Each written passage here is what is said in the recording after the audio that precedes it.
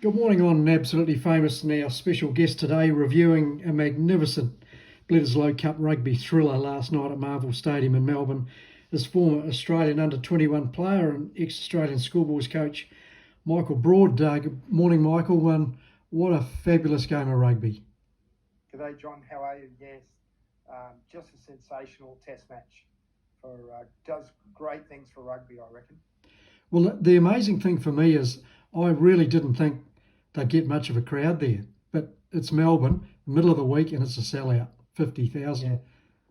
Yeah, it was, obviously right in the middle of AFL season, and obviously couldn't play on the weekend. So it was a real gamble to play on a Thursday night, but they certainly got a great crowd there, and certainly the players put in a great performance. Both teams, I think, played it exceptionally well. Yeah, I thought they did too. And, 39-37, that's a lot of 10 all at half time. It was a fantastic second half. What did you make of referee Matthew Raynell's decision at the end to award a scrum? I've got my opinion, but I'd like your opinion. You're in a... Yeah, John. Firstly, I'd say I thought he refed very well in the game. I think he made it very clear in all his decisions that he wasn't sort of going to give guys a lot of chances. That if you did something wrong and if you thought it was a yellow card, bang, you went. You didn't get a few opportunities to say, or maybe next time.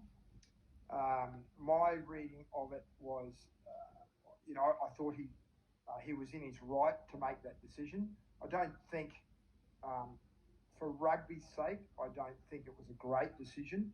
But I remember watching the time clock on top of the TV, and I could see the time winding down. I thought, I know they're taking their time here. And then I saw the players behind Foley yelling at him, screaming at him to hurry up and kick it out. So they knew something. They obviously heard the referee telling him to kick it out, and they could see that the referee was feeling under pressure and he was going to do something. And when he made that decision, at 2 minutes before the end, probably he might regret making that decision from a rugby point of view, but I think he was within the laws, and I have no doubt that Australia was trying to milk some time off the clock, as everyone does. But he was told to hurry up, he didn't, and they suffered the consequences.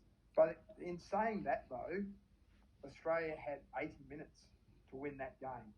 So you've got to realise they played very poorly in the first 10 minutes and got 10 points scored against them. They played very poorly early in the second half.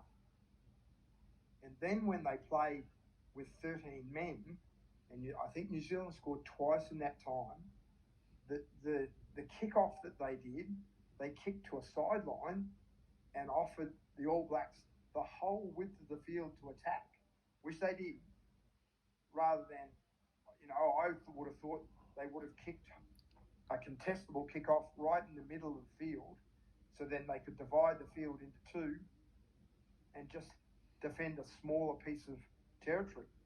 But they gave the All Blacks that whole width of the field. So there's a lot of areas in the game that Australia probably could look back on and say, well, we could have done that better. And then you wouldn't have had the problems with 2 minutes to go.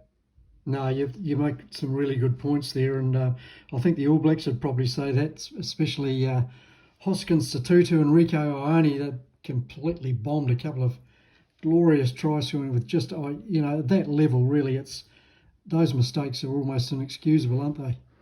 Yeah, I must admit, I thought the All Blacks showed some fragility for the first time in a Bledisloe.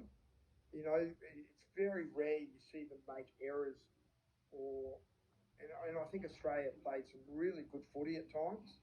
And I wouldn't want to take away from the Wallabies about how well they played at times, but there's a real fragility about the All Blacks, and I don't think I've seen it as much before at all. And as soon as Australia started to get a bit of a stranglehold in the game, you thought there were more points in it, and it's not often an All Black side gets 37 points put on.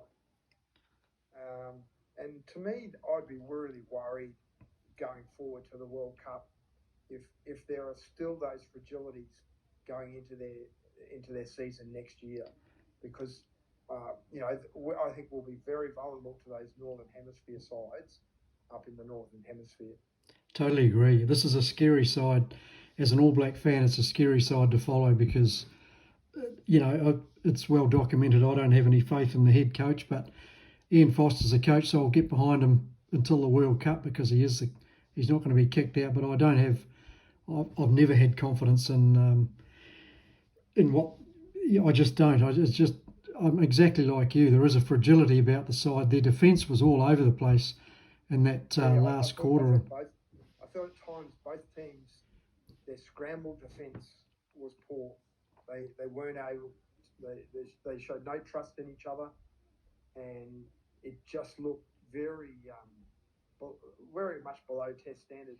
Even to the point you go right to the last play, and Corumbete sort of jagged in on that. I don't know who passed the ball. Was it Will? It was Will Jordan. Yeah, he sucked a couple of defenders in.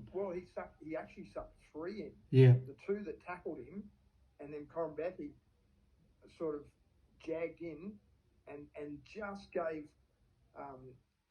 Barrett enough time to get across the sideline. I mean, if they trusted each other and had that real bond of connection, they would have been able to stop that. Their defence, their tackle technique is good enough to have stopped that, but they just, in the 81st minute, they just disconnected and became individuals in defence. And whereas they could have stopped it, I'm sure they could have, had they just held their structure, held their form, held their line, and just tackled the guy that came into their zone. Except, and the rest was history. There were some wonderful tries in the match, wasn't there, from both sides? I think for the Wallabies, the highlight for me would have been Pete Samu's try. That was beautifully executed. It was a missed tackle, but it was wonderful. Was awesome. Yeah, that was an awesome try, and I thought Samu had an outstanding game, and I was just so pleased to see him get a start at 7 because he's such a big body, and I think Australia made a clever decision to go in with a big pack. I think they played very well at times, but I thought Samu was outstanding throughout the game. I think the game lost a bit, unfortunately, with the injuries that occurred, which was really disappointing. And certainly, both sides had those early HIA problems, so it took a little bit away, and then there were a few more injuries as well. So, but as a spectacle, I thought it was a wonderful spectacle. It had a bit of everything. There's drama and, as you say, injuries. Well, I thought the Aussie loose forwards cleaned the All Blacks out. Rob Valentini, I thought, had a wonderful game, and without Artie Severe there in particular, and we're a step below. Yes, Artie's a huge loss to that team. Whenever he plays, he just plays with such intensity and aggressiveness, and the others follow him. And certainly, when he's not there, they're a different side for sure, John. The Wallabies, the coaches, when they get over the fact that they didn't win the game, they'll be pretty pleased that they came back from 31-13 down because, an All Black side up that much, it shouldn't be a contest after that, well into the second half. But they showed a lot of spirit, I reckon, and skill. Correct, and I agree. And I think we talked about the fragility of both sides, and certainly that came through. But on the flip side, Australia started to hold the ball for a little longer, kept the pressure on, made good decisions, attacked in areas where they could, and they had an overlap. So I think you're absolutely correct. They really stuck at their guns. I think a few years ago, that score would have doubled to the All Blacks' favour. Yeah. And I think the Australian side is showing a real resolve that they're not going to be out of any game, and that they're going to fight right to the end. And I thought they were outstanding. in that point. A couple of the stars for me in the backs, we've mentioned the Lucy's, but I thought Bernard Foley, apart from his gaff at the end, which ultimately cost them, but I thought he had a terrific game coming back after a couple of years out of Test rugby. And absolutely, John. It's a huge step up. Like we all know, playing Japanese rugby is financially a reward, but in terms of the quality and the intensity of the rugby, to come from there straight into a Bledisloe Test, like that was a huge ask. And I thought he did very well. I thought, unfortunately, he struggled defensively once or twice. I know when they scored that try. Yeah, Richie Moanga ran over him, I think. Yeah. That was a poor defensive read, and I think they just got their spacings wrong, and Moanga was outstanding and took advantage of it. But I agree. I thought he played terrifically well. I thought Kelleher just continues to impress whenever he plays, whether it's on the wing or at fullback. He just finds himself in the right position and is a try scorer. So I think they've got to find a position for him because he just knows where to be at the right time. He could have had a hat trick. Would it not be for that extraordinary held up try that the All Blacks were able to stop him in that first half? He'd probably be kicking himself. And that came from a beautiful tip on from Bernard Foley. Yeah. And it really showed that the Wallabies had done their homework in terms of when they play out the back, the All Blacks will jam in very quickly onto the out the back pass. And Foley knew, I think they realised that would happen and that it needed a tip on. And Kelleher was in the perfect position.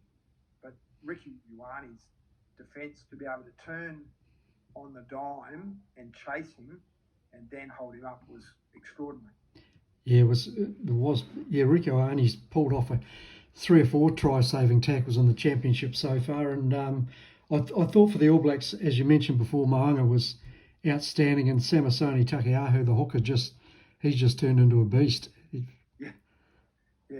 They just keep producing them, John. It's extraordinary, and they still keep the balance of the side of guys who've been there before, and they all help each other.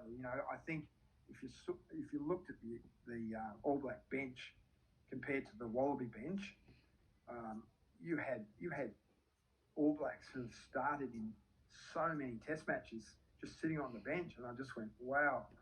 Imagine when they get involved in the game, it could be anything. So I think Australia did really well considering the strength of the All Black bench. I think Australia did exceptionally well in as you say, coming back from that 31-13 and getting to a point where they were leading the game with 3 minutes to go. It was just the perfect setup, wasn't it? It was Marvel Stadium under the roof, even though half the crowd would have just about choked on the fireworks smoke before the kick-off. But that aside, just no weather conditions to contend with, and two teams who have always been intent on attacking. It was made for a spectacle, wasn't it? It was. The atmosphere was terrific. I was amazed when I saw the roof was closed and the fireworks were going off. Just looked like you were watching a game in England with the fog. Yeah, exactly. So what do you think, your good friend McKellar and the assistant coach and Rennie, head coach, what do you think they'll take out of that match? As I say, of course they'll be disappointed with the result, but... Yeah, I think firstly they've got to start better in both halves. Like the kickoff was dropped at the kickoff, and then I'm pretty sure there was an error, and then it went penalty, try. So they kept compounding error after error and then giving a penalty away. Obviously, it's very hard to win games when you have so many yellow cards. I don't have a problem with the yellow cards, and I think they were extremely fortunate that young Swain didn't get a red card for his in the side on the replacement centre's leg. I thought that was a really ordinary shot, Yeah, it wasn't great. I think I'd be surprised if he doesn't get cited, but I thought that was an ordinary effort. Yeah. So let's say you're coaching the Wallabies. How do you get them up again a week later for Eden Park, which is a bit of a fortress? I think that's going to be the biggest challenge for Dave Rennie and his staff, because I think they will be so deflated after that. I mean, even last night you could see there was still emotion after the game, and so they would have had that emotion for hours after the game, questioning, re-looking at everything they did. And so I think today would have been a huge letdown for them, both emotionally and obviously the fact that they've lost the game psychologically. So, yeah, I think it's more a recovery week, John. It's looking at the game saying, well, look, we got behind for these reasons, and I think the reasons were poor start, compounding errors with more errors, and giving the All Blacks field position, and then discipline again. And discipline has to be the number one. But I don't envy their role this week. I think that will be an enormous role, and I think the All Blacks will come out at Eden Park to say, look, yes, that was a good game, but it shouldn't have been that close, and we're going to show you that this is the score that it should have been. So from a Wallabies point of view, obviously they've got a few injuries to be concerned about, and so I don't know. Obviously, if they get a few new players into their side, that could be a little bit of a breath of fresh air, that they bring some energy into the side. I think they need to bring some new players who may not have been there, like a Taniela Tupou, or that type of player who wasn't even involved in the game. So they bring that energy of, look, this is another test match cap for me, so I'm going to really bring some energy to the training sessions and to the game. So I think that's a possibility.